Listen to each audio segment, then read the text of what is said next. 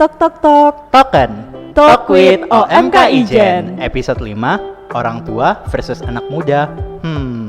Menang mana ya? Aduh, kok jadi kayak perselisihan gitu sih judulnya, gimana? Soalnya emang lagi panas nih Nat. Kita ngebahas tentang orang tua nih. Kapan lagi anak-anak muda bisa ngebahas orang tuanya kan? Biasanya kan orang tua terus nih ngebahas anak muda. BTW selamat datang kembali loh Nata. Sudah lama kita gak ketemu sebulan kemarin. Dari mana aja nih? Aduh, biasalah aku kayak vacation gitu. Anak muda kan emang harus refreshing, nggak boleh terus-terusan bekerja keras gitu. Agak pilih kasih ya, Natanya bisa vacation, saya podcast terus nih sepertinya. Yeah. Oke, jadi membahas orang tua nih, Nata. Yeah. Sebenarnya kita ngelanjutin nih dari episode podcast yang kemarin. Pada nonton nggak yang kemarin nih? Udah dong pastinya. Yang kemarin tuh bahas apa coba kalau gitu? Ngebahas tentang depresi anak muda gitu kan. Wih, beneran ditonton nih berarti sobat. Sobat-sobat gimana nih? Pada nonton nggak yang episode kemarin? Kalau pada nonton, berarti kita bakal lanjutin di episode kita yang kali ini, episode yang kelima. Nah, bintang tamu kita hari ini sepertinya familiar ya Nata, atau kamu nggak familiar nih sama bintang tamu kita?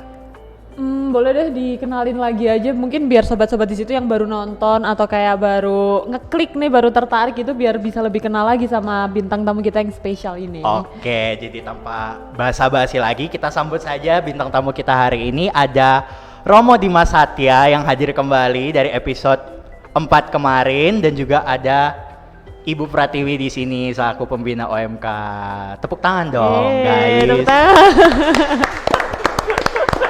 Wah, sepertinya penonton bayarannya ikut vacation juga nih, nah, gara-gara kamu vacation terus nih. Oke, kalau gitu kita sebelum kita masuk ke topiknya, kita harus tanya dulu nih kira-kira gimana kabarnya gitu setelah sekian hari nggak ketemu, sekian minggu nggak ketemu. Kalau dari Bu Pratiwi sendiri gimana? Sehat? Hari ini sehat, bahagia gitu. Asik. Ceria gitu. Semangat sesuai banget dengan cuaca hari ini, ceria. Terus nggak lama hujan. Oh, hujan, udah. Jangan mendung-mendung lagi. Kalau bentar lagi hujan berarti cerianya bohong. Kalau dari Romo nih, gimana setelah sebulan nih kita interogasi kemarin sama aku sama Mas Raffi. Setelah datang lagi ke sini gimana nih kabarnya? Baik, sehat? Puji Tuhan sehat. Kesibukan Romo sebulan terakhir mungkin? Jadi Romo. gitu ya kalau Sibuk di seminari lah jelasnya ya. Ya bener sih ya. bener sih, nggak salah sih. Yang nggak sibuk cuma aku doang yang nge-podcast terus gitu. Oke. Nah, karena kita ngomongin nih orang tua, kenapa sih kita ngundang Romo Dimas kembali dan ada ibu kita di sini ya, ibu kita Kartini, bukan, ibu kita Bu Pratiwi di sini. Karena ya kalau kita ngomongin orang tua nggak ada orang tuanya sama aja bohong nggak sih Nat? Kita Iya harus kan? ada lihat dari perspektif orang tua itu sendiri nggak sih? Benar. Jadi kita undang Tante Pratiwi di sini. Ya aku manggilnya Tante ya, sobat-sobat. Mohon maaf kalau bingung nih antara Tante, Bu dan Tante, Miss. Tante. Memang Bu Pratiwi ini banyak banget panggilannya gitu. Jadi kita mengundang Tante di sini tuh supaya kita ngerti nih point of view dari orang tuanya itu gimana sih sebenarnya. Apakah permasalahan anak muda yang selama ini kami anggap benar tuh benar juga nggak di mata orang tua. Dan tentu juga ada Romo Dimas yang bakal nge-guide dari sisi psikologinya dan mungkin dari bimbingan rohaninya juga. Betul. Kali gitu ya Nat. Iya, jadi pastinya kalau misalkan nanti teman-teman bisa nonton, ini tuh udah paket komplit banget lah ya istilahnya. Kita akan menyuarakan nih isi hati anak muda yang pastinya juga ingin menyuarakan suaranya gitu. Kira-kira kita tuh ada problem apa sama orang tua kita? Mungkin kan banyak ya yang mendem-mendem gitu ya. Dan juga kita bisa dengerin juga dari POV orang tua kalau misalkan sebenarnya maunya tuh gini gitu. Terus juga kita juga bakal langsung dibenerin sama Romo Dimas kayak gitu, bener nggak? Asik. Jadi buat teman-teman yang jengkel sama orang tuanya, tonton sampai habis ya. Oke deh. Nah, mungkin langsung aja, kita nggak suka yang basa-basi banget gitu ya. Buat ke Tante Pratiwi dulu nih. Rasanya jadi orang tua itu gimana sih Tante? Karena kan kami yang anak-anak muda nih taunya mungkin cuman pacaran-pacaran doang gitu nggak sih Nat? Kayak nggak apa ya ngomongnya ya, cuma merasakan kedekatan, Iya. terus kayak enak-enaknya aja gitu, belum kepikiran sampai aduh nanti kalau punya anak gimana ya rasanya gitu. Iya, karena kalau dulu nih waktu aku kecil, kalau misalnya mama aku marahin tuh kayak mesti dia tuh bilang, mama tuh dulu udah pernah jadi anak-anak, kamu yang gak pernah jadi mama, katanya gitu. Tuh kayak iya juga ya gitu. Gimana kalau menurut Tante menjadi orang tua? Karena saya sendiri juga pernah muda, artinya bahwa orang tua itu tidak bisa untuk berhenti belajar. Menjadi orang tua itu harus terus belajar. Ketika saya belum menikah, saya menjadi mudika waktu itu ya. Terus kemudian kami masuk dalam keluarga muda ya, keluarga muda belum punya anak. Entahlah kalau sudah berkeluarga belum punya anak, apakah itu sudah bisa disebut orang tua begitu ya. Tetapi pada masa itu itulah proses mulainya belajar sebagai orang tua, bahwa orang tua tidak boleh berhenti belajar, belajarnya ya dari anak-anaknya, begitu. Jadi kalau saya pribadi tidak akan pernah cukup pengalaman saya untuk diterapkan kepada dunia anak saya sekarang ini, gitu. Sehingga dunia anak-anak sekarang ini tidak bisa dunia saya tidak bisa diduplikasikan ke dunia saya, kan begitu. Sehingga sebagai orang tua ya harus benar-benar mau belajar, belajar terus dan belajar. Tidak akan pernah ada hentinya sebagai orang tua. Berarti istilahnya Tante ini termasuk orang tua yang fleksibel gitu, maksudnya kan bisa mengikuti perkembangan zaman juga gitu. Kadang kan juga ada orang tua yang kayak dulu saya dididiknya kayak gini kok, berarti artinya saya anak saya harus gini juga. Iya gitu-gitu. Kalau menurut Tante tanggapan sendiri orang-orang yang beranggapan seperti itu tuh gimana?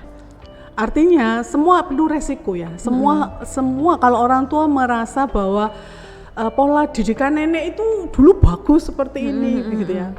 Kalau mau diterapkan dengan kondisi anak sekarang ini, orang tua harus siap dengan resikonya. Resiko bahwa itu tidak akan match dengan zamannya, begitu. Sehingga orang tua harus sadar bahwa anak itu punya perasaan juga. Anak punya kehidupan yang berbeda. Anak punya kehidupan yang berbeda dengan kita, begitu. Mungkin yang bisa saya ambil adalah dulu orang tua saya begitu disiplin, dan ternyata disiplin itu sangat ada manfaatnya. Nah itu yang tidak bisa kita lepas dari mengedukasikan kepada anak-anak, ya kan? Terus bagaimana komitmen ternyata sangat luar biasa pengaruhnya dalam diri kita, dan itu memang tidak bisa untuk dihilangkan ajaran-ajaran. Hanya mungkin tradisi-tradisi yang mungkin orang tua pada saat itu mengajarkan kita, jangan berdiri di depan pintu loh ya, nanti kalau ada yang ngelamar balik lah. Di luarnya susah. Itu yang tidak bisa dinalar kan gitu. Ada beberapa pembelajaran yang berupa tradisi yang tidak bisa dilogika oleh saat ini, mungkin akan sulit untuk disampaikan kepada anak-anak. Mengingat kalau anak-anak zaman sekarang itu main di logika. Kalau logika itu nyampe, gitu, baru bisa menerapkan. Baru kita bisa masuk ke dalamnya. Wih, berarti kalau kita bisa sombong dikit nih sebagai anak muda, kita tuh berarti lebih maju dikit gitu ya Tante. Kalau misalkan dari aku nih kayak mitos-mitos yang dibilang Tante tadi, kalau anak cewek tuh dulu dibilang sama mamaku tuh dulu pernah bilang kayak kalau nyapu tuh anak cewek gak boleh. Aku cowok tapi tahu gitu ya. Anak cewek tuh kalau nyapu yang bersih, kalau nggak bersih jodohnya berewokan loh. Itu tuh ada langsung nggak mau. Jodohnya berewokan gitu. Ini tapi ada tahu temen aku yang kayak aku mau punya suami berewokan. Nyapunya sengaja nggak bersih. Itu berarti kayak tadi menanggapi Tante juga kan, berarti kalau misalkan dulu kayak dididik disiplin, dididik penuh komitmen kayak gitu-gitu, sebenarnya juga kalau misalkan udah semakin dewasa tuh baru tahu dampaknya gitu ya Tante. Benar. Nah ya itu makanya teman-teman sobat di sini kalau misalnya ngerasa aduh kenapa aku kayak dikekang banget ya ini, nah berarti teman-teman belum ngerasain dampaknya aja, berarti nanti kalau udah dewasa baru tuh mulai ternyata ini dulu yang diajarin gitu ya Tante ya. Jadi kita menua itu tidak menua usia saja, gitu ya. Jadi lebih matang dan lebih dewasa. Jadi menuahnya nanti akan menjadi menua dewasa, bukan menua Cuman simbol saja ya. Sama kayak kata orang bijak tuh, Apa? menua itu pasti, tapi dewasa itu pilihan. Asik. Tinggal kita yang memilih nih. Oke, berkaitan juga nih dengan apa yang dikatakan Nata. Kita sebagai orang muda terkadang dengan apa ya, dengan cara pikir orang tua kan nggak semua orang tua kayak Bu Pratiwi ya, yang bisa kayak diplomatis, fleksibel dan demokratis tuh bahasanya kalau zaman sekarang. Orang tua yang demokratis membiarkan anaknya kayak, oh kamu mau ini, ya udah logikamu untuk mau hal ini tuh apa gitu, menyampaikan ke logikanya kan. Tidak semua orang tua itu yang seperti itu, dan terkadang kita jadi yang orang mudanya sendiri pun jadi kebingungan kayak, aduh aku sebenarnya mau ngelakuin ini tuh ada alasannya, cuman aku bingung nih menyampaikannya ke orang tua gimana kan, soalnya kalau orang tua nggak mau jadi malin kundang gitu ya. Sama Romo kayak nanti kalau aku ngomong sama mamaku Durhaka. salah, durhaka, gini gitu. Nah mungkin dari Tante dulu deh boleh, habis itu mungkin boleh disambung sama Romo. Gimana sih cara kami sebagai anak muda tuh mengkomunikasikan hal tersebut ke orang tua biar orang tua itu juga ngerti bahwa sebenarnya kami kalau mau melakukan ini tuh ada latar belakangnya, ada bab 1, bab 2, bab 3-nya nih yang udah kami susun secara nggak tuh, secara sistematis sebelumnya. Boleh mungkin dari Tante. Caranya ya, orang muda untuk menyampaikan ya. Iya, boleh. Begini, seorang anak itu akan melihat bagaimana respon orang tua. Iya, betul. Dan seorang anak itu akan belajar Betul. dari sekali. pengalaman. Ini Bagaimana nampaknya respon Nata ini orang banget tua, ya. kan? Kadang aku mau cerita begini, orang tua Iya. sudah nadanya lebih tinggi, begitu ya. Sebenarnya ini ada peran dari orang tua. Ketika anak merasa sudah tidak lagi berani bercerita, orang tua sebenarnya harus sensitif terhadap perkembangan anaknya, begitu. Dan siapa yang bisa membantu? Ya hanya orang tua yang bisa membantu. Kalau anak ini tidak berani bercerita, akan sangat bahaya jika anak tidak berani bercerita kepada orang tua.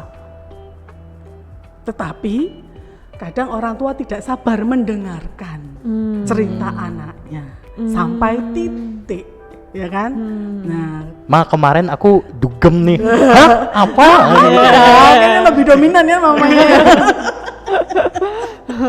Ya kan? Tetapi hanya berpesan saja kepada teman-teman muda bahwa keterbukaan anak terhadap orang tua itu sangat-sangat diperlukan. Jadi jangan mudah curhat terhadap orang lain. Karena kita tidak tahu siapa yang mendengarkan curhat itu. Apakah dia mempunyai energi yang positif atau mungkin justru menjebloskan menjadi hal yang tidak baik. Betul. Begitu. Mungkin katakanlah, aduh aku kemarin itu loh sama Mbak Nata dikit. Oh ya, Nata itu memang begitu. Ini kan tidak menjadikan ya kan Romo?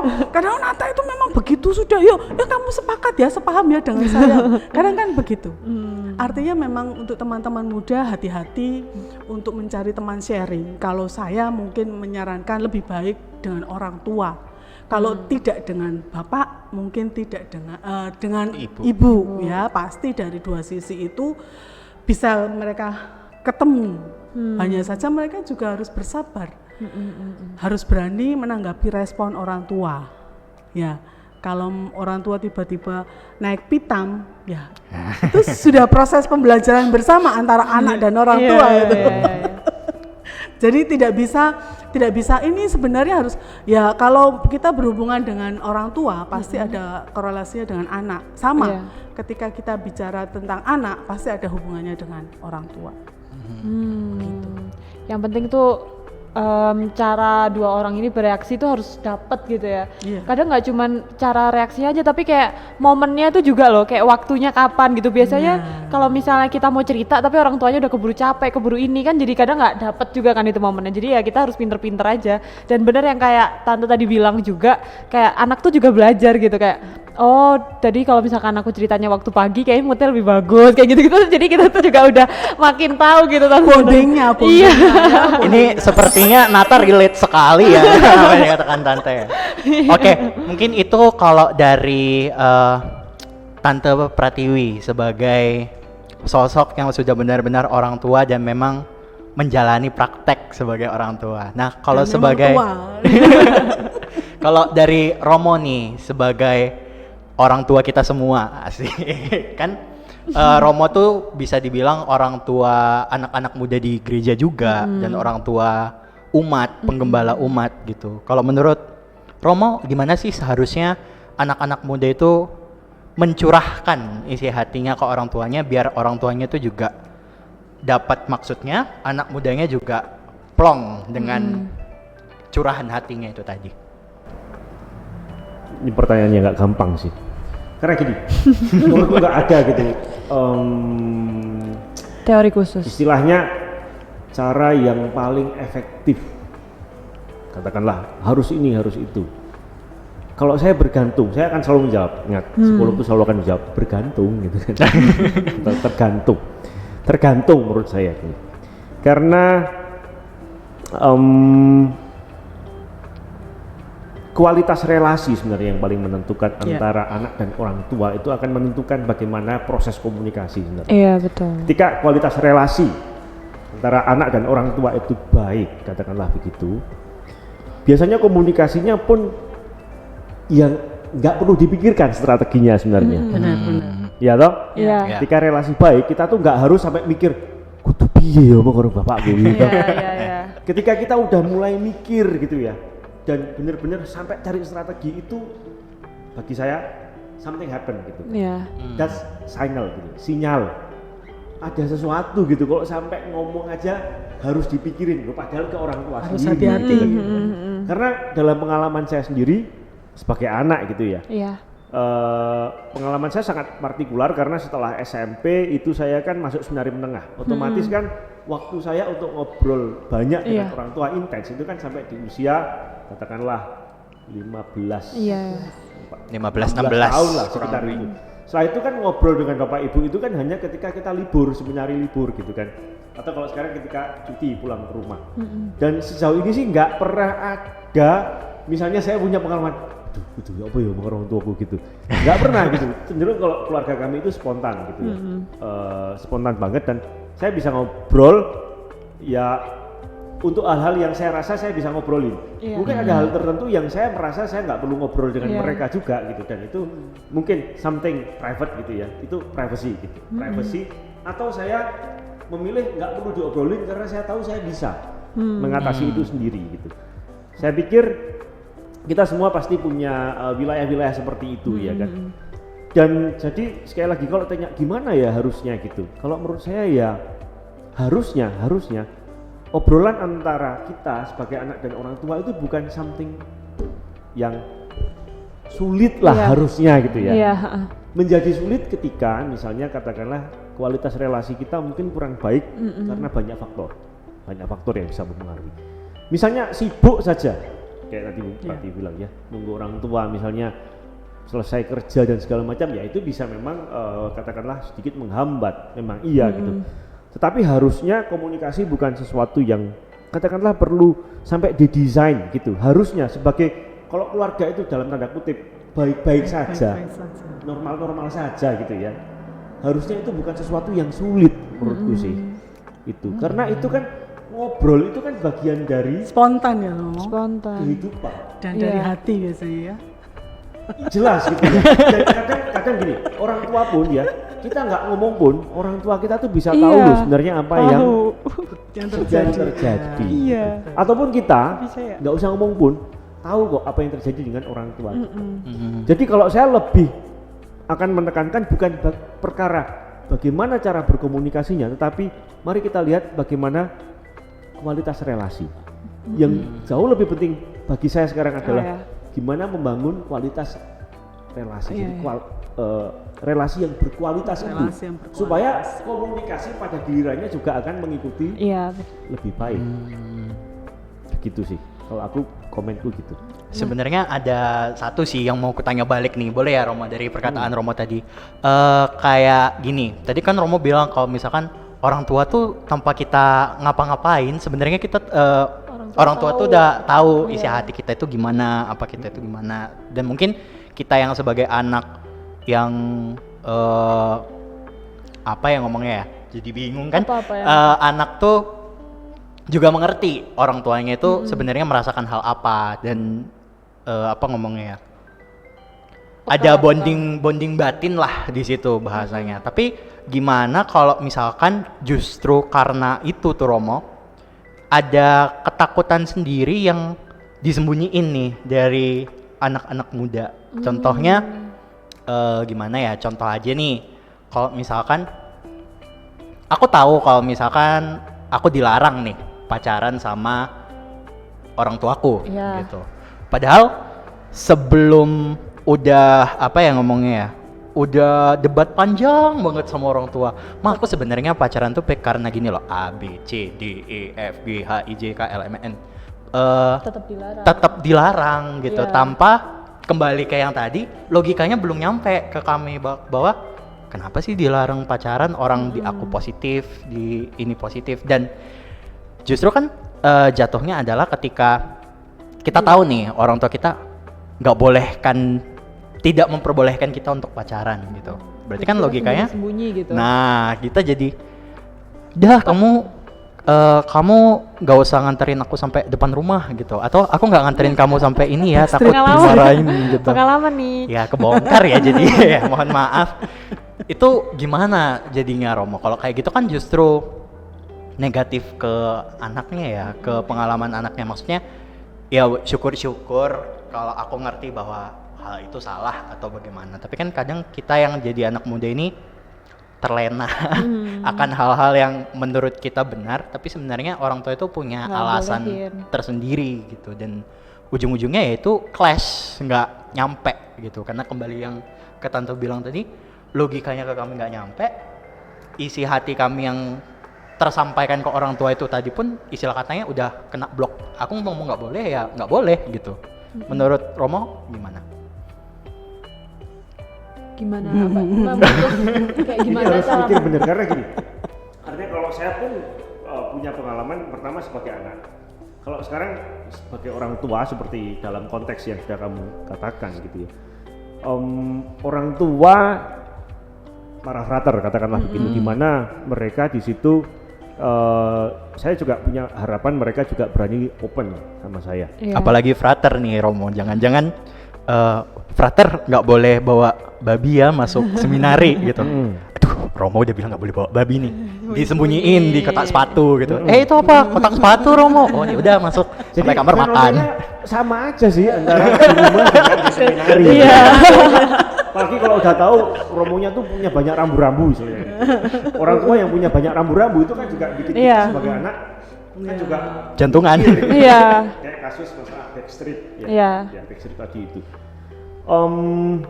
Kalau di sini sih saya justru akan malah ngomongin perkara ya orang tuanya dulu yang menurut saya juga penting untuk diajak, katakanlah mendengarkan podcast, bukan hanya anak muda. Nah teman-teman, stop sampai sini, panggil orang tuanya dulu. Karena gitu loh, strategi apapun gitu ya, tetapi kalau kita nggak sungguh-sungguh menyelami apa tuh sebenarnya terjadi di dalam keluarga juga akan susah untuk ya menyarankan pola komunikasi harusnya begini. Bagi saya nggak ada harusnya gitu. Jadi komunikasi itu sendiri kan seni ya, seni. Ya, betul. Bahwa otomatis lah ketika kita sebagai orang tua banyak rambu-rambu, otomatis anak-anak juga pasti akan mikir, lebih berhati-hati istilahnya kan. Bayangin kalau kita jalan di satu jalan, setiap 2 meter ada rambu-rambu. Iya, mendingan cari jalan pintas. Emang kamu mau lo ada gituan? Mending lari dari jalan. Iya kan. Tetapi ya saya nggak hanya meletakkan persoalan pada orang tua, kita pun sebagai anak kerap kali yaitu sudah kadung punya asumsi-asumsi tentang orang tua, dan itu terjadi karena pengalaman. Pengalaman. Benar. Gitu. Maka yang jauh lebih menjadi katakanlah concern saya di sini bagaimana pertama-tama relasi anak dan orang tua dulu itu perlu dikatakanlah diobservasi, direfleksikan bersama, lalu ya kalau memang ada sesuatu yang katakanlah menghambat, itu dulu yang dikerjakan. Karena kalau itu nggak dikerjain, mau cari strategi komunikasi apapun itu menurut saya nggak akan pernah menyelesaikan persoalan utamanya. Jadi kita harus masuk dulu ke core-nya apa tuh sebenarnya gitu. Dan ingat, setiap keluarga pasti punya katakanlah isu masing-masing. Setiap saya berjumpa dengan orang yang saya bimbing, saya akan selalu mengatakan, khususnya ketika bicara soal keluarga, ya kita harus realistis. Tidak ada satupun di dunia ini keluarga yang sempurna. Bahkan keluarga Kudus di Nazaret, mereka sempurna secara rohani, tetapi katakanlah dalam ukuran manusia mereka sama sekali nggak sempurna. Mereka miskin, lahirnya di kandang Yesus ya kan, lari ke sana kemari ke Mesir, lalu balik lagi dan segala macam, dikejar-kejar. Yesus saja lahir dari tengah keluarga yang kayak gitu loh. Nah, keluarga-keluarga kita pun mungkin punya isu kita masing-masing, yang lantas itu pasti akan berpengaruh pada pola komunikasi di dalam keluarga itu. Dan makin kita bisa menerima isu itu, makin kita bisa mengintegrasi ya, katakanlah mensyukuri apapun isu yang ada, mungkin komunikasi pun juga akan jauh lebih baik. Kalau Bu Pratiwi bagaimana kira-kira? Saya bisanya sih gitu. Kadang begini Romo, kalau saya, karena saya pengalaman secara pribadi ya, kalau saya itu memang sebagai orang tua itu perlu ada waktu untuk merefleksi, ya, perlu ada waktu untuk refleksi. Mungkin saya tidak tahu kapan, tapi yang jelas untuk refleksi ini bagi semua orang tua perlu. Artinya ketika anak sudah mulai tidak baik, mungkin sudah mulai ada sign ya, tanda-tanda, itu paling tidak orang tua sudah harus, kenapa ya, ada apa ya, atau mungkin dari saya, atau mungkin dari faktor yang lain, begitu. Sehingga kalau dari saya secara pribadi akhirnya harus mencari cara, oh mungkin kemarin saya juga terlalu emosi ketika menghadapi. Artinya ini adalah kemampuan menghandle ego. Iya, betul. Kemampuan menghandle ego itu yang perlu dilatihkan bersama sebenarnya. Itu loh, dari ego orang tua, anak juga begitu, harus mampu memahami orang tua. Tidak boleh melulu anak harus ingin dipahami. Pahamilah juga orang tua. Orang tua harus dipahami. Kenapa orang tua saya begini, kok saya tidak boleh pacaran? Cari kira-kira analisa kenapa. Oh mungkin saya belum bekerja. Semua hasil hasil yang saya dapat dari pemberian orang tua. Dilihat lagi background orang tua, bagaimana cara mencari uangnya. Apakah dengan gampangnya, atau mereka harus berkeringat-keringat untuk mendapatkan, kemudian diberikan kepada anaknya, ternyata dibuat oleh anaknya, dibuat pacaran, ya kan? Akan beda jika si anak itu sudah bekerja. Gitu Romo. Kalau sudah bekerja itu sudah penghasilanmu. Silakan kamu mau pacaran, mau nraktir pacarmu, mau seperti itu sebenarnya. Mungkin ini juga bisa boleh dipahami oleh teman-teman, teman-teman orang muda. Tidak hanya wah nggak asik mamaku, nggak tahu dunia orang muda. Tidak begitu sekarang. Orang muda pun juga harus mulai memahami orang tua bagaimana backgroundnya itu, gitu loh. Kalau orang tua sudah cari uangnya, sudah tingkat kesulitannya luar biasa, berangkat pagi pulang pagi, minta uang diberi, untuk pacaran, gimana? Ini sekalian curhat sepertinya. Nyesek teman-teman, karena ini pengalaman ya. Nyesek gitu. Ada yang mengkerut di belakang sore. Enggak, Benar. Dan ini memang saya terapkan kepada logika anak saya. Kami tidak melarang, tetapi ini adalah saling menghargai. Iya. Ya, kalau menurut saya begini, ini saling menghargai saja, saling menahan egonya, begitu. Nah, kalau sekarang sudah bekerja mau pacaran ya silakan, gitu saja. Itu sih kalau menurut saya pribadi loh. Ya, menurut saya benar, memang di sini ya soal kematangan pada Ya. akhirnya ya gitu. Dan kalau kita ngomong OMK gitu ya, podcast ini kan untuk OMK, berarti kan ini kan anak muda yang sedang beranjak untuk makin matang. Iya. Iya. Harusnya apa yang seperti dikatakan oleh Bu Tiwi barusan itu salah satu yang harusnya menjadi bagian yang sedang kita proses itu. Karena menjadi dewasa, menjadi OMK itu berarti kan menjadi katakanlah pribadi yang makin matang. Kematangan salah satu tandanya adalah ketika kita tidak lagi hanya ingin Diri, iya. Tapi tapi untuk juga memahami. berusaha. Untuk memahami orang. Oke. Memang akhirnya menurut saya kuncinya sih ini juga kaitannya dengan soal kerendahan hati sih. Nah, Saya yakin sekali deh kalau baik orang tua maupun kita anak muda gitu ya. Saya katakan kita karena saya juga masih punya orang tua gitu. Iya. Dan saya juga ya hampir 40 tapi ya lumayan lah. Hampir 40 tapi masih 17 perawakannya loh. Nah, kalau ada kerendahan hati di antara dua pihak itu kayaknya komunikasinya bakal enak deh. Saya kok yakin sekali. Seringkali ya sekali lagi ya faktor ego tadi Iya. itu yang menekan ego, mengendalikan ego nggak itu. gampang Iya. sih, nggak gampang. Gimana Nata udah tertekan belum? Ini sih yang berarti yang kayak aku dapetin dari tadi itu ya. Sebenarnya tuh cara kerjanya antara anak dan orang tua itu tuh kadang semakin orang tuanya neken, kadang anaknya semakin neken Wah. balik, Neken gitu. balik. Karena dia juga sembunyi-sembunyi, terus dia kayak punya cara atau strategi sendiri untuk ngehindarin yang tadi orang tua takutin gitu. Padahal sebenarnya juga nggak separah itu, cuman itu kayak udah jadi Lingkaran setan yang nggak pernah bisa kita lepas gitu. Dan caranya kita lihat dulu ya tadi seperti kata tante juga kan, kita lihat itu tuh dari faktor diri kita atau dari faktor luar gitu. Kalau dari kita mungkin oke lah, kita yang bisa menahan diri gitu-gitu, kayak tadi kita bisa nurunin ego, kita bisa nurunin apa kemauan kita, harus lebih memahami, nggak harus ingin dipahami gitu. Nah kalau misalnya faktornya dari luar gitu gimana? Aku mau jawab dulu deh karena Iya. tiba-tiba Udah nggak sabar. Ngomong. baru ingat bahwa di usia kalian Nggak apa-apa, kita juga boleh. Itu juga Romo. boleh. aku udah Nggak usah Kami malu-malu terbuka gitu, kok. Romo. Tidak saya berarti ya. Tidak saya. Tidak saya. jujur coba ngomong paling enak sama siapa?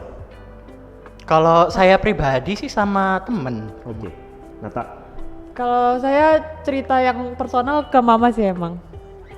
Oh bisa ya? Bisa. Oke. Bersyukurlah kalau kamu bisa. Tapi banyak fakta, terutama remaja itu seringkali menemukan tempat ngobrol paling enak itu ya circle-nya gitu, teman-temannya. Ya ini merupakan sesuatu yang sangat ya kaitannya dengan proses development ya, proses pertumbuhan remaja gitu, karena itu kan bagian dari proses menemukan jati diri. Iya, gitu. betul. Ketika kita Berkelompok. berkelompok Terlalu semangat ini Romo kayaknya. berkelompok itu loh. Nah itu kan sebenarnya proses untuk membangun self juga ya, itu penting. Di sini justru kalau saya ingin ngomongnya justru lagi-lagi ke orang tua malahan gitu, bahwa ketika anak-anak atau kalian ya orang muda nyaman dengan temannya, tapi orang tua juga lupa untuk seperti mamanya Nata mungkin berhasil gitu ya, mampu gitu. Tapi nggak semua orang tua juga bisa loh gitu. Okay. Ada yang katakanlah justru kayak benar-benar kehilangan anak, benar-benar nggak bisa ngomong apapun gitu ke orang tuanya, Orang tua sehingga ya. orang tuanya itu kayak ya, aku tuh nggak benar-benar nggak tahu apapun tentang situasi anakku, seperti itu terjadi itu karena faktor ini ya, bonding sebagai peers itu ya, Iya. mencari rekan seusia, Sehati, sepemikiran. aliran, dan segala macam hobi itu biasanya jauh lebih punya peranan daripada ngomong sama orang tua. Nah kalau itu bagian dari development yang dimana nantinya itu katakanlah bisa berkembang lagi atau berubah, oke. Tapi katakanlah kalau itu menjadi suatu katakanlah stagnasi hanya begitu gitu ya, dan akhirnya lebih nyaman di situ dengan orang tua juga ngerasa nggak bisa. Nah itu berarti something yang perlu katakanlah butuh bantuan memang kalau sampai begitu. Tapi kalau masih bisa gitu ya, oke, itu bagian dari pertumbuhan juga sebenarnya, bonding dengan teman ini peers ini ya istilahnya gitu. Berarti kalau Bu Tiwi pernah ngalami nggak? Pernah ngalami Putra-putranya begitu. sejauh ini belum, Bro. berarti akan. Jangan sampai. Berarti akan. Artinya begini, saya kalau anak saya itu keluar, saya selalu menanyakan dengan siapa, begitu ya. Tetapi ketika mungkin katakanlah si A, nah menurut saya si A ini tidak baik, begitu ya, tidak baik. Tetapi dia sering sekali pamit keluar dengan si A, frekuensinya lebih sering. Nah, itu ada satu diskusi yang harus kami lakukan. Dan kebetulan anak saya ini memang cerita sebenarnya, bukan pendiam. Tante jangan gitu dong, makin jatuh loh itu ini bakal. Kita kasih tahu teman-teman sobat dulu di sini. Jadi untuk yang belum tahu, Tante ini juga salah satu orang tua dari tim media kreatif yang sedang mendengarkan kami secara langsung. Di belakang layar nih, teman-teman. Kebetulan yang edit video ini nih nanti untuk. Jadi nanti kalau misalkan mau edit atau mau dengerin ulang itu, tolong jangan terlalu panas ya. Tolong kamera diarahkan.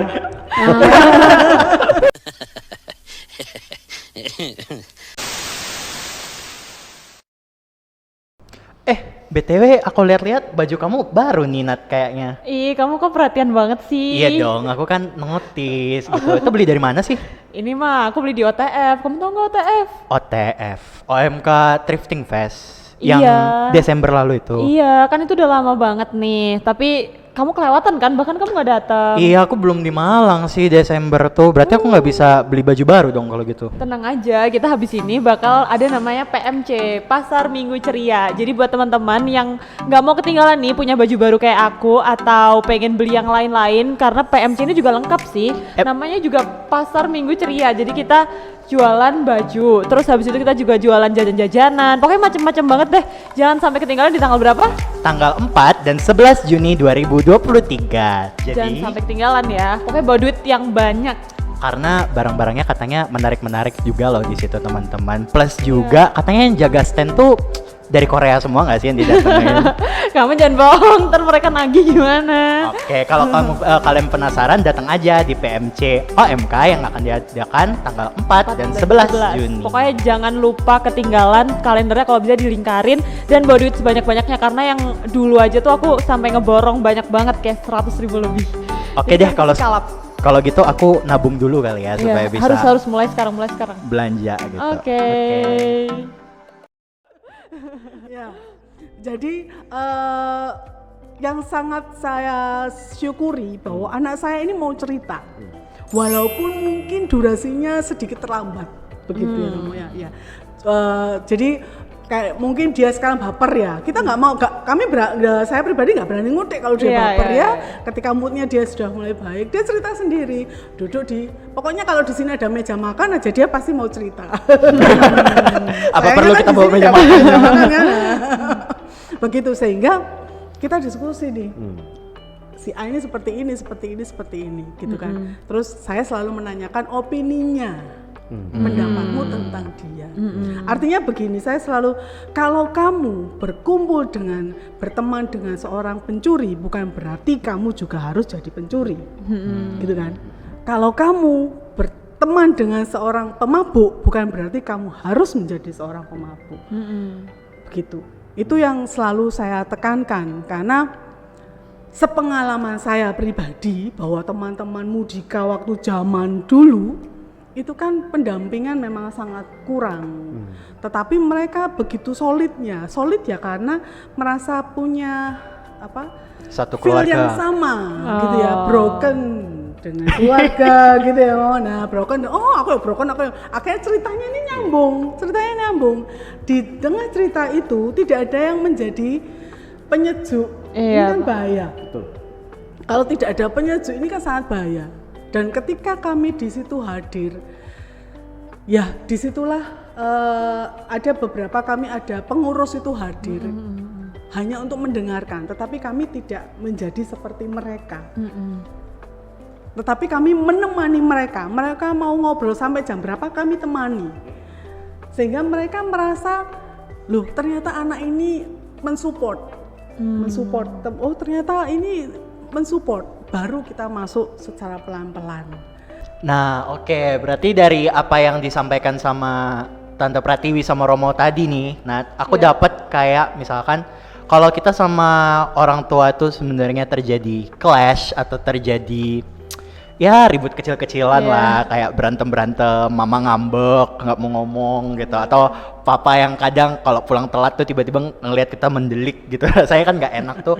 Itu sebenarnya wajar-wajar aja, dan itu sama seperti yang dikatakan Romo tadi, proses perkembangan kita Iya. menjadi pribadi dewasa yang seperti apa. Masa maunya di ngertiin terus sih, nggak mau ngertiin orang tua itu maunya gimana juga. Iya, emang nggak gampang sih, karena juga kita kan seperti tadi tante bilang juga ini tuh proses belajar gitu. Karena jadi kayak nggak ada goalsnya kayak, oh ya udah nih kita sempurna di sini, ya udah kita gini terus ya gitu. Enggak, jadi kita kayak selalu akan mengupgrade gitu teman-teman. Nah, karena kita pun juga menyesuaikan diri dengan orang tua menyesuaikan diri dengan kita, dan itu pun kenapa nggak gampang karena kita aja menyesuaikan orang tua ini belum tentu sama gitu. Kayak orang tua misalnya mama dan papa kepribadian juga beda gitu loh. Jadi kita juga menyesuaikan pribadi yang ini gitu. Orang tua pun sama, kayak anak-anaknya banyak gitu misalnya. Ya menyesuaikan satu-satu karena semua orang nggak ada yang sama gitu kan. Jadi ya itu tadi seninya ya, seninya berkomunikasi. Kembali lagi nih kata-kata orang bijak, menyatukan dua kepala aja itu susah banget, gimana lagi menyatukan yang namanya satu keluarga gitu kan, ada ayah, ibu, dan anaknya yang entah berapa gitu. Oke, mungkin last question dari kita nih, berkaitan sama episode sebelumnya tentang apa tuh Nat, episode sebelumnya? Depresi anak muda. Wih, masih ingat Kenapa aku ya? dites terus ya di sini ya, mentang-mentang nggak masuk. Dites dong, masa gara-gara vacation lupa gitu ya. Mungkin aku punya satu fakta yang cukup miris yang mungkin akan aku bacain aja di sini. Tercatat alasan bunuh diri anak-anak muda nomor 1 itu adalah parents problem, yakni kembali lagi tentang permasalahan ke orang tuanya, merasa tidak dimengerti oleh orang tua, merasa tidak dikonfirmasi perasaannya ke orang tua bahwa ya anak ini ada perasaan seperti yang kata tante itu tadi. Kemudian setelah yang nomor 1 ini gara-gara parents problem, mau tebak nggak nih Nat? Yang nomor 2-nya tentang apa? Apa tuh? Pura-pura nggak tahu ya, padahal skripnya di situ tuh.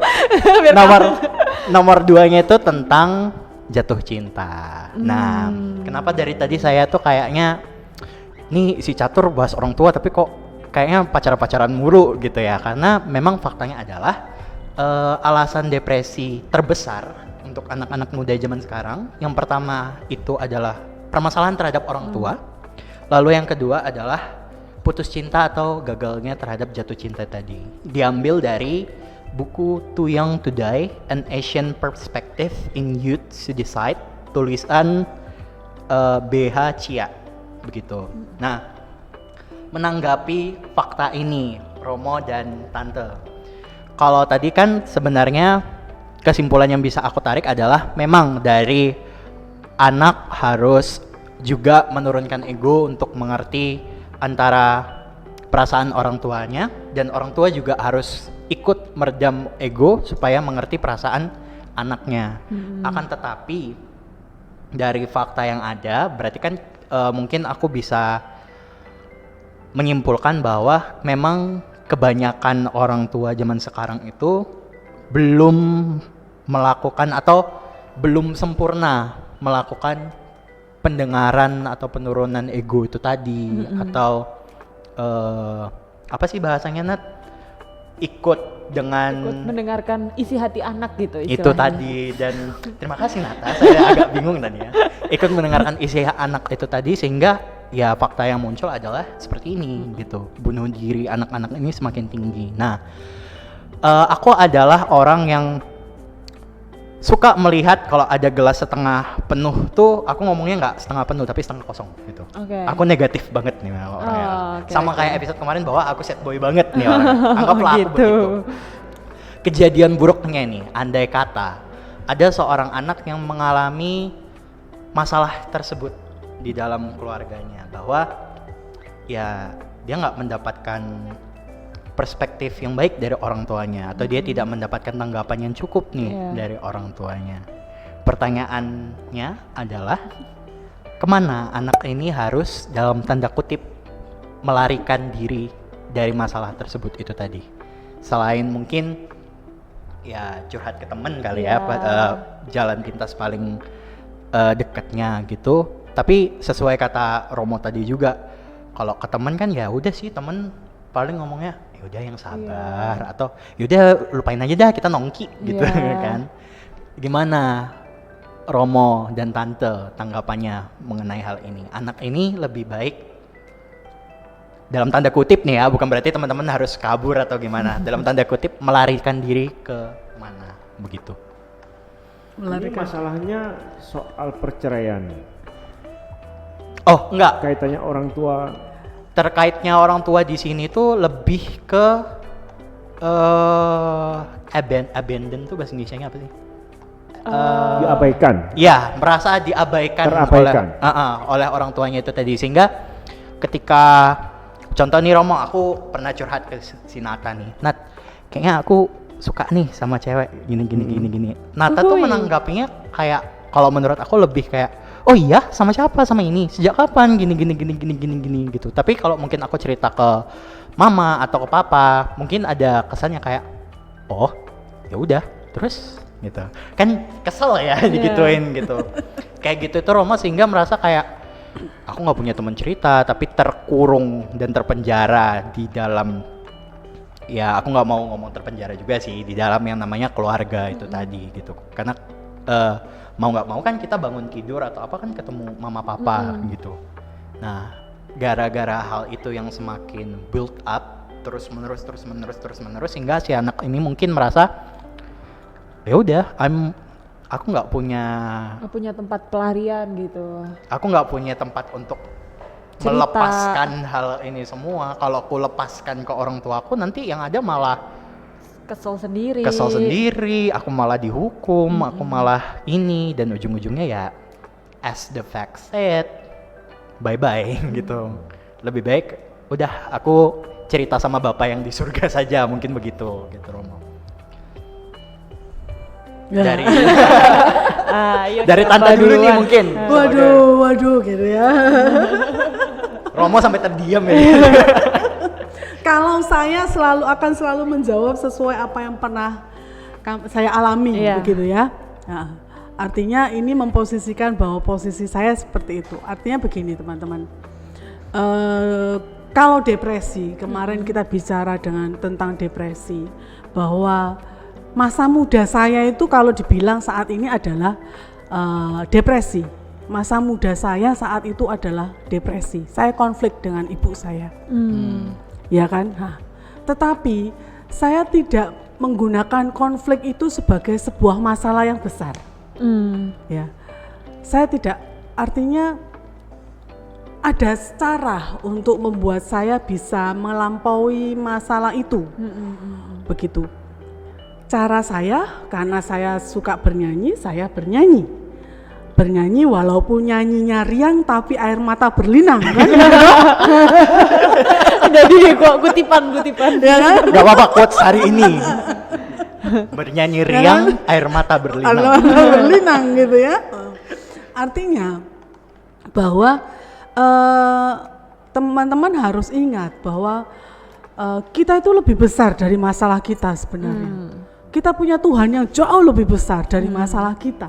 Itu yang selalu, karena itu pernah diingatkan kepada saya waktu kita sharing ya. Jadi waktu itu ada pemerhati OMK yang kemudian melihat bagaimana kiprah saya sebagai mudika waktu itu. Penasaran dia dengan kondisi saya, kemudian saya dipanggil, diajak sharing. Nah dari situ meluap semuanya. Dan beliau menyampaikan bahwa kamu punya Tuhan yang lebih besar. Kalau kamu merasa lebih kecil dari masalahmu, ingat Tuhanmu jauh lebih besar. Begitu. Sehingga sampai sekarang ketika ada sebuah masalah yang saya tidak tahu harus curhat kepada siapa, saya hanya duduk diam dan ngobrol, ya sudah duduk diam saja. Dan berbicara dengan Tuhan Allah, dan saya tidak menginginkan solusinya bagaimana gitu. Saya hanya bercerita dan saya tidak minta solusi. Saya hanya bercerita. Tapi besok-besok tiba-tiba solusinya datang sendiri. Nah, itulah. Jadi kalau sekarang ini sempat terjadi di lingkungan ya, ada seorang orang muda Katolik yang kemudian datang kepada saya, terus dia cerita dia hampir bunuh diri karena skripsinya ditolak, begitu ya. Karena dia lupa kalau dia itu punya Tuhan yang luar biasa, dia punya Tuhan yang begitu besar, sehingga lo imanmu itu harus jangan kamu hiraukan begitu. Saya selalu mengingatkan kepada anak-anak saya, jangan lupa berdoa. Sebentar pun jangan lupa untuk berdoa, selalu begitu. Walaupun dijawab ya sudah Bu, ya kan. Tetapi kewajiban kita sebagai orang tua, bengi-bengi jangan lupa berdoa lo ya. Disempatkan berdoa. Minim kemuliaan lah teman-teman. Kemuliaan 3 detik juga selesai. Artinya begini, kalau menurut saya berdoa itu tidak melulu minta. Iya. Berdoa itu tidak melulu minta ya. Hanya kita duduk diam dan kita bercerita. Itu sebuah relasi yang luar biasa. Jadi kalau teman-teman menanyakan bagaimana sih solusinya, loh kalau saya sejauh ini solusi saya seperti itu. Memang itu tidak mudah, harus menunggu sebuah kesabaran mujizat terjadi. Mujizat terjadi karena percaya dulu baru mujizat terjadi gitu loh. Bukan mujizat dulu baru percaya kan gitu toh. Oke, iya sih. Kalau misalnya tadi udah denger dari cerita Tante, emang balik lagi sebenarnya yang ke yang awal tadi banget, yang Romo juga udah sempat singgung, kalau inilah pentingnya kita harus menguatkan kualitas dari relasi itu tadi gitu. Kayak gimana juga Tante menahan diri supaya nggak keluar, karena kalau misalnya Tante sampai keceplosan ngomong, itu pasti ntar ada yang itu akan menjadi pemicu untuk selanjutnya gitu, dan itu nggak akan selesai kayak gitu. Kembali kan. lagi lingkaran setan akan terjadi Iya, ya seperti itu ya. Pingpong. Oke, mungkin kalau dari Tante tadi adalah jalan keluarnya mungkin yang bisa aku tarik kesimpulan, ya kita diam, kita Cerita ke Tuhan. cerita ke yang selalu 24 jam terbuka, nggak pernah tutup, ya siapa lagi kalau bukan Tuhan gitu. Kita diam, kita hening, cerita aja, nggak usah minta apa-apa. Besok juga ya paling-palingan besok tiba-tiba mamanya udah senyum-senyum lagi, tiba-tiba masakin nasi goreng gitu-gitu ya. Oke, kalau mungkin tadi dari Tante itu, dari Romo nih sekarang, gimana menurut Romo? Ya kalau ya sesuai dengan pikiran saya gitu ya. Kalau Iya. saya akan cenderung lihatnya case to case gitu Iya. kan, case to case itu. Apalagi kalau misalnya Catur sendiri mengatakan bahwa situasi keluarga itu sampai bikin depresi gitu kan. Seperti yang udah aku jelasin dalam episode sebelumnya, depresi itu kan macamnya banyak gitu kan. Ya toh? Andai kata kalau misalnya itu sampai depresinya berat, katakanlah begitu ya, depresinya berat, maka jalan keluarnya ya juga harus sesuai dengan situasi yang bersangkutan. Iya. Karena apa? Katakanlah kalau itu sampai benar-benar depresi ya, depresi di mana yang bersangkutan sampai misalnya punya pattern atau pola pingin paling enggak sudah memikirkan bunuh diri, melukai diri sendiri misalnya begitu ya, nggak merawat diri, susah komunikasi bahkan dengan orang lain pun, maka itu bisa dikatakan sebagai situasi yang sangat klinis gitu, itu patologis. Maka pendekatannya juga harus katakanlah dibantu dulu secara misalnya terapi, misalnya menggunakan obat. Iya. Ya.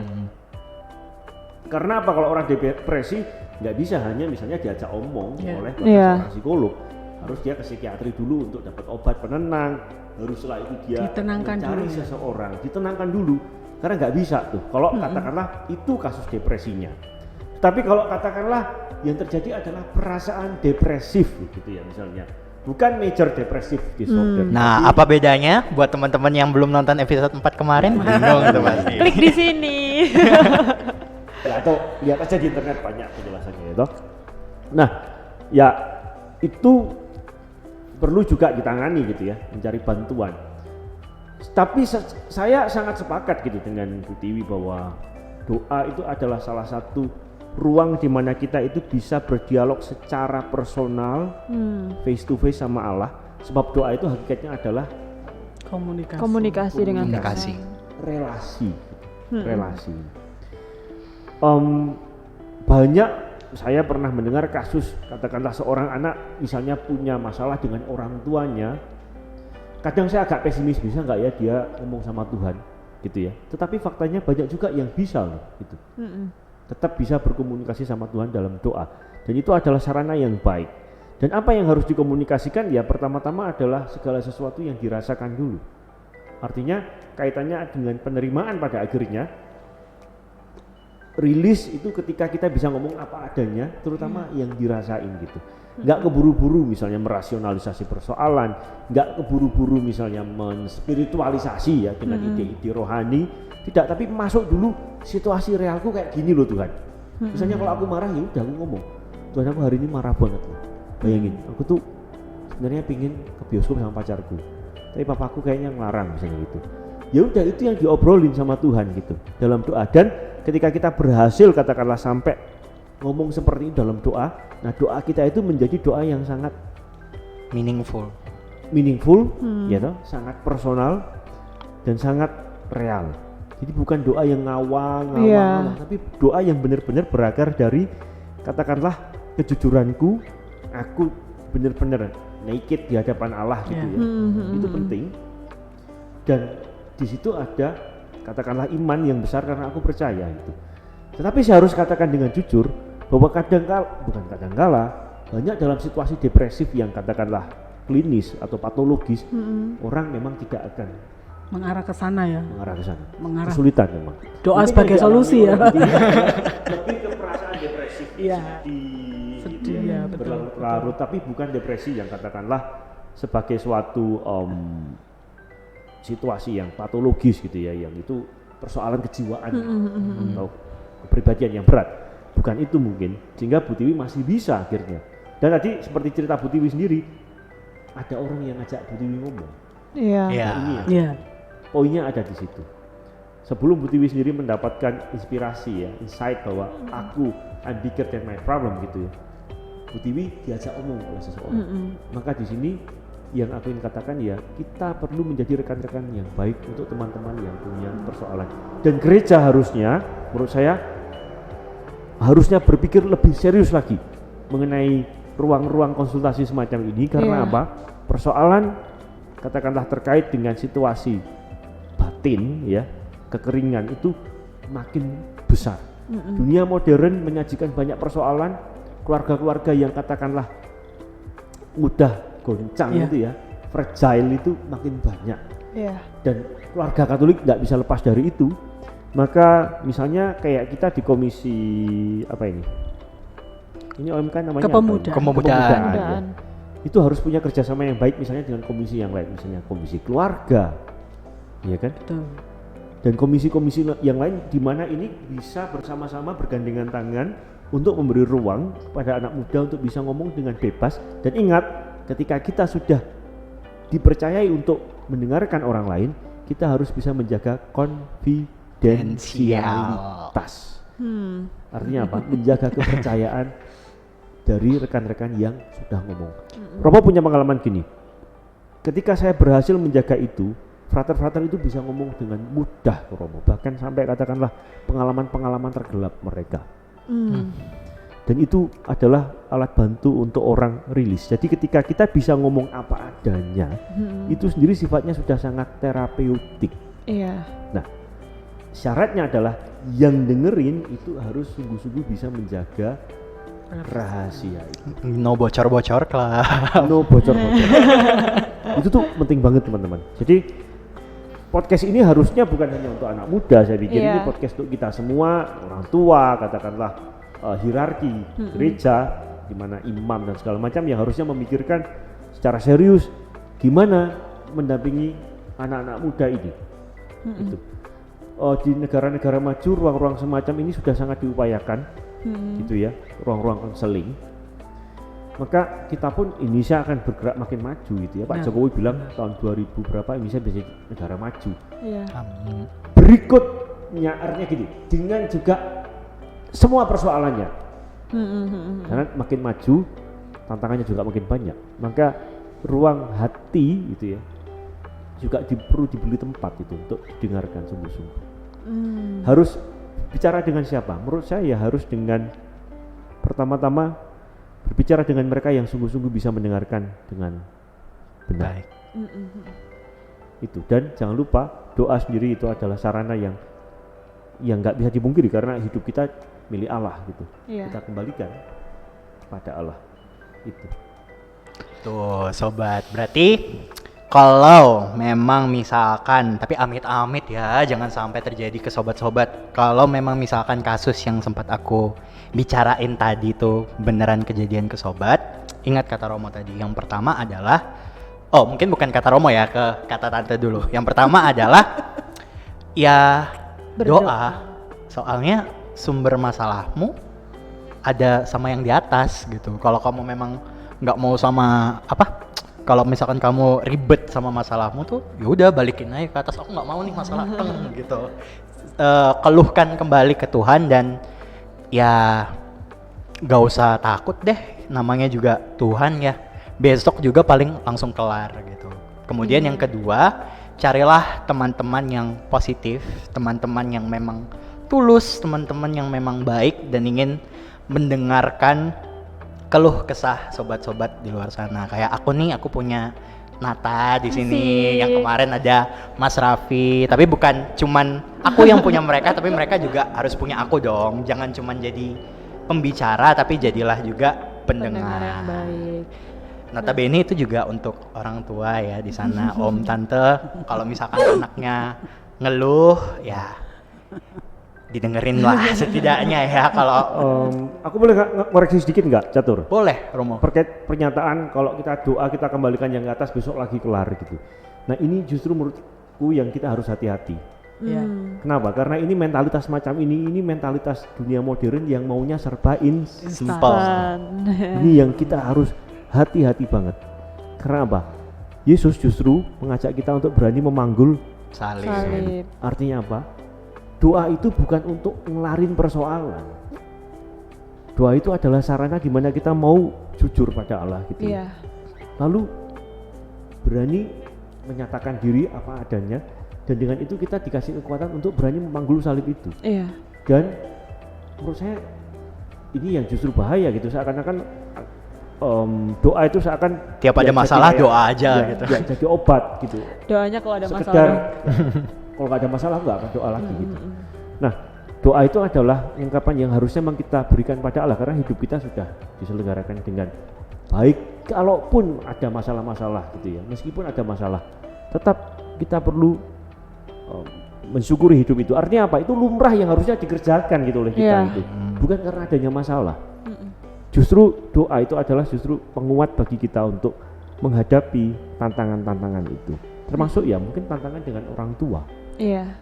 Ya, kita nggak berharap misalnya katakanlah kalau misalnya orang tua memang sejak awal memang sebagai pribadi punya katakanlah isu sendiri, ya memang saya harus katakan ya misalnya orang tua isunya narsis gitu ya, orang tua narsis parah, bukan sekedar narsis traits ya sebagai sifat, tapi memang punya narsis yang kuat, itu akan punya implikasi yang berat untuk anak-anaknya gitu. Orang tua dengan depresi atau borderline misalnya, itu implikasinya juga berat gitu, dan kita sebagai anak juga nggak pernah milih tuh. Iya betul. Nggak pernah milih, maka yang bisa kita lakukan adalah ya bagaimana kita terus tiap hari dalam doa itu berani memanggul salib itu dan mengintegrasi menerima orang tua meskipun nggak gampang, dan itu juga akan menyembuhkan kita sendiri gitu. Jadi hati-hati ya dengan pernyataan doa seakan-akan jadi jalan keluar yang simple. Berarti kata-katanya aku ralat nih sobat. Kalau misalkan kasus yang tadi terjadi, ya sobat tetap kembalikan masalah itu ke Tuhan, tetap berkeluh kesah kepada Tuhan, dan jikalaupun solusinya tidak langsung besok atau kayak toko oren yang sehari nyampe gitu, ya setidaknya sobat udah berkeluh kesah gitu, sudah ngomong bahwa Tuhan aku kok kayaknya nggak sanggup gitu, padahal ya Tuhan menyiapkan kita sanggup mengatasi masalah itu gitu. Karena kan juga sebenarnya juga ada kata-kata juga katanya kalau misalnya kamu nggak bisa ngehandle masalah itu pasti kamu juga nggak dikasih masalah itu, jadi kayak kamu tuh pasti bakal bisa gitu sama masalah kamu gitu. Dan kadang kalau misalnya dari pengalaman aku juga nih, kalau misalkan aku berdoa tuh kadang aku kan ngutarain dulu misalnya Tuhan capek banget deh hari ini masa gini gitu kan, terus habis itu tapi besok tuh juga kayaknya bakal kayak gitu juga tuh, kayaknya capek gitu. Sebenarnya aku tuh nggak mau kalau kayak gitu, tapi kalau misalnya emang kayak gitu ya at least kasih kuat dong gitu, biar strong gitu. Satu katanya sih sama ya, berhubung ini masih bulan Maria, jadilah padaku menurut kehendakmu. Gitu. Begitu. Oke, mungkin cukup sekian ya kita membahas topik ini untuk kali ini, dan kalau kita di penutup tuh pasti ada ayat-ayat khususnya gitu nggak sih, Nat? Iya, tadi kan Apa tuh ayat khusus kita pada hari ini tuh? Iya, jadi teman-teman, kalau tadi kita udah kayak ngebahas banyak banget seputar orang tua, hubungan orang tua dan anak, abis itu kayak problem kepemudaan ini dengan orang tua, dan juga kayak pandangan antara orang tua dan anak-anak. Jadi aku mau ngasih suatu kutipan, ini dari Amsal, katanya kayak gini, ayah seorang yang benar akan bersorak-sorak, yang memperanakan orang-orang yang bijak akan bersukacita karena dia. Nah, apa inti dari ayat tersebut? Kalau dari aku sih ya, sebagai aku yang mencari ayat itu kemarin, spoiler. Ya, orang tua yang benar akan bersorak-sorak apabila anak-anaknya juga bisa benar gitu. Dan anak-anak yang benar juga akan bersorak-sorak apabila orang tuanya juga benar. Jadi kembali ke seperti yang tadi, orang tuanya menekan ego, ya anaknya akan menekan ego. Iya. Anaknya menekan ego, orang tuanya juga akan menekan egonya juga gitu. Jadi relasi yang baik harus dibangun terlebih dahulu, relasinya diperbaik, komunikasinya jalan, alhasil nggak ada lagi deh tuh cerita-cerita orang muda versus orang muda salah tuh kan, orang tua versus orang muda. Oke, terima kasih untuk Romo Dimas dan Tante Pratiwi yang sudah menyempatkan waktunya pada hari ini untuk kita berbincang dan berdiskusi, dan saya cukup jelek ya dengan beberapa, aku nggak mau ngomong serangan, tapi karena memang itu benar terjadi dan faktanya adalah kalau gitu, dan aku relate gitu. Dan untuk menutup episode kita hari ini, aku mau bacain satu puisi karangan Khalil Gibran tentang anak. Ini aku lupa judulnya, tapi kurang lebih isinya begini. Anakmu bukanlah anakmu. Engkau boleh memberikan rumah untuk tubuhnya, tapi bukan jiwanya. Jiwanya adalah milik rumah masa depan yang tidak bisa kau kunjungi bahkan dalam mimpi. Engkau bisa menyerupai mereka, tapi tidak membuat mereka menyerupai dirimu. Kehidupan tidak surut dan akan terus berjalan. Kehidupan tidak surut dan berjalan ke belakang. Aku Catur. Dan aku Nata. Sampai ketemu di token berikutnya. Dadah.